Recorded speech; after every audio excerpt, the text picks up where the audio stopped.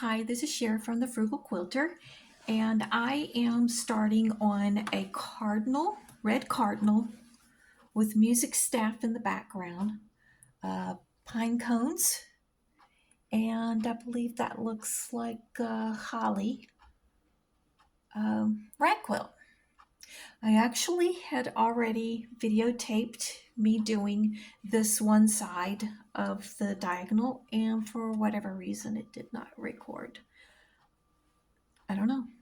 Can't tell you. I saw it recording, but it didn't capture it. So I don't know what's going on with that. But anyways, this is what each block looks like. It's going to be a lap size quilt. It's going to be approximately 55 by 66 inches. It is going to be a rag quilt. It's 2 layers. There's red flannel on the back, and the red cardinals with the music staff on the front, and I'm quilting it in red on the front and also red on the back. This here, I had thought about using white for the top quilting thread, but I didn't want white cutting through the birds. So I elected red so that the birds would not look dissected or something. I also could have chosen clear, like nylon filament thread for the top, but I didn't want to use that either. So I elected the red. Each block is 12 by 12, and the finished block will be 11 inches because I use half-inch seams when I make rag quilts. Right now, got all of this back here, piles and piles of it, where I started quilting them. Now I've got to cut each of these apart. I chain piece them. And I'm not going to do the other side tonight. I'll do that next time.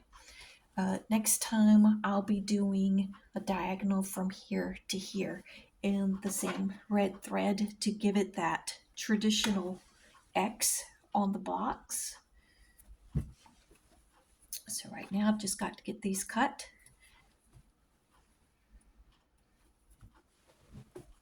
It will be a large lap size, and the reason why I'm making it 2 layers is because the person I'm making it for is very hot-natured. I backstitch just a little bit at the beginning and the end of each of these blocks here.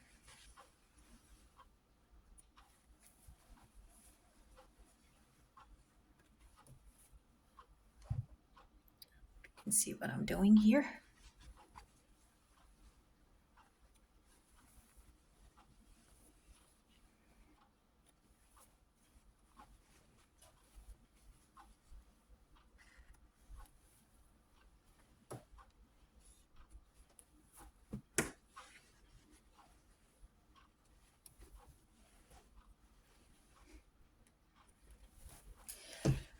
Some people, when they make rag quilts, after they're done with the quilting process, which the actual quilting won't be done until I get the complete X done on each of these blocks. Some people, when they're done with the quilting, they go ahead and they start snipping the edges for making the ragging part. And they do that before they start putting their rows together, or maybe in the process of putting their rows together. I don't start doing the snipping until after I'm done putting the whole thing together.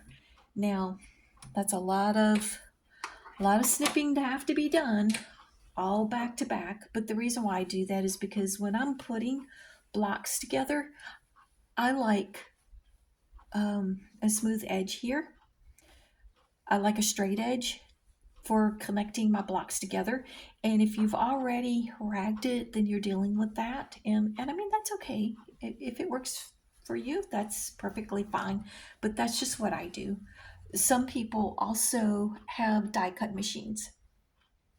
And before they start quilting or putting their quilt together, they actually put their thread through the machine, and it not only cuts out the block for them, but it also cuts all of the little fringes on the edges. So that's a huge time saver, and it's really saves your hands because doing all those snips is hard on your hands.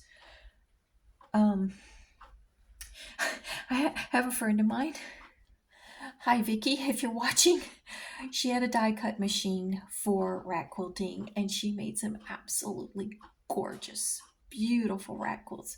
But let me tell you, she wore that machine out. She gave it a good workout, but it did save her a lot of snipping. So this video was shorter than I intended for it to be because, like I said, for whatever reason, I lost what I thought I had filmed. But I'm going to go ahead and get this out to you and let you know that this red Cardinal music staff quilt is starting. It's because there's so much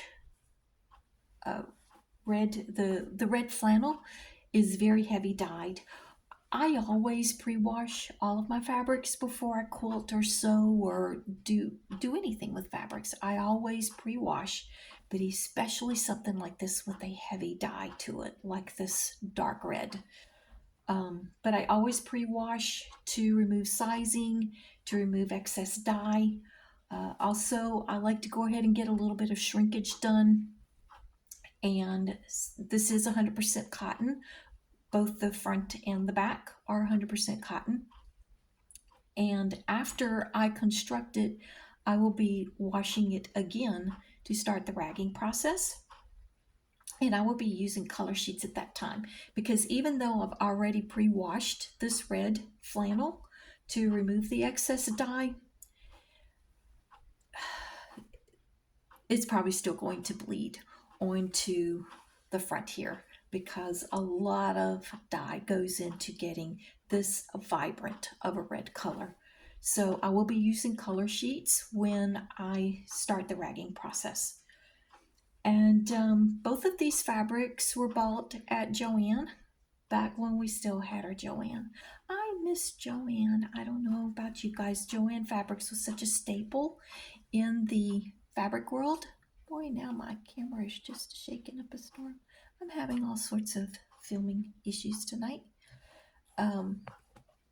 But yeah, Joann Fabrics, I really miss it. To my knowledge, there's not anything that has really stepped up and totally replaced all that Joann had. They had such a huge variety of fabrics. Now, I really liked Hancock's. For those of you who've been quilting, sewing for a while, you might have had a Hancock's near you. Hancock's was my favorite. I was really upset when Hancock's went out of business. AC Moore was pretty good, but I think overall Hancock's has been my all-time favorite. But then we still had Joann and Joann Fabrics. I don't know what we're going to do without them. I guess we'll survive. There's nothing in my area, no fabric stores in my area. We do have a Walmart, which has a very small selection, so I can get a few things there. But I have to travel to get to Hobby Lobby, and they don't have as good of a selection as Joann had, but Hobby Lobby does have some nice fabrics. So that's the best that I have in my area that's within reasonable driving distance. I know a lot of quilters buy a lot of stuff online. I will buy specialty panels online, but I really like to feel the fabrics, look at it, feel the thread count, see what kind of quality I'm getting. Sometimes if fabric is a really good price, it's a really good price because it's not a good thread count. So, well, what can I say? That's just the way it is, and we got to deal with it. Thank you for watching. Bye-bye.